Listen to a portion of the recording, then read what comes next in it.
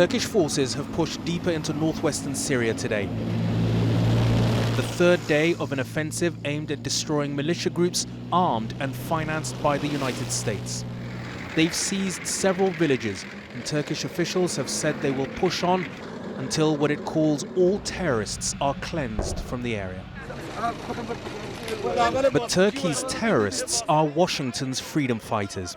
The YPG, made up of Syrian Kurds, have been vital in the fight against so-called Islamic State. In October, they and their allies liberated Raqqa, the self-styled capital of so-called Islamic State, and celebrated by spinning their tanks in the main square, as IS militants used to do.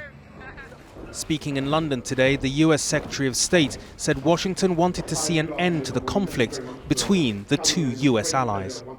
We're engaged with Turkey, and we are engaged also with the leadership of our coalition, and are asking that both sides show restraint.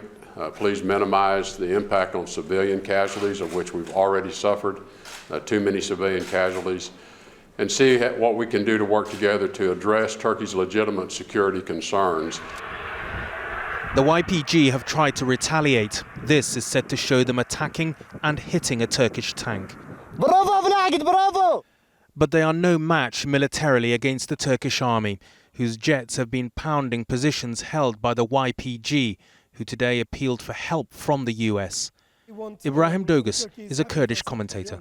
Turkey's key ambition here is to end Kurdish gains and Kurdish aspirations in Syria, and to be able to control a certain territory around its border. Americans were there when Kurds needed in terms of backing them against the Islamic State, but now Kurds are feeling that they've been abandoned. Rus dostlarımızla da konuştuk. Today, President Erdogan ominously declared that the situation in Afrin will be settled and that Turkey would not take a single step back from the Syrian region. The US may want its two allies to de-escalate, but that seems unlikely, as fighting raged on today in Afrin. It means that Washington is being dragged ever more into Syria's multi-layered international conflict. Ragio, my news at 10.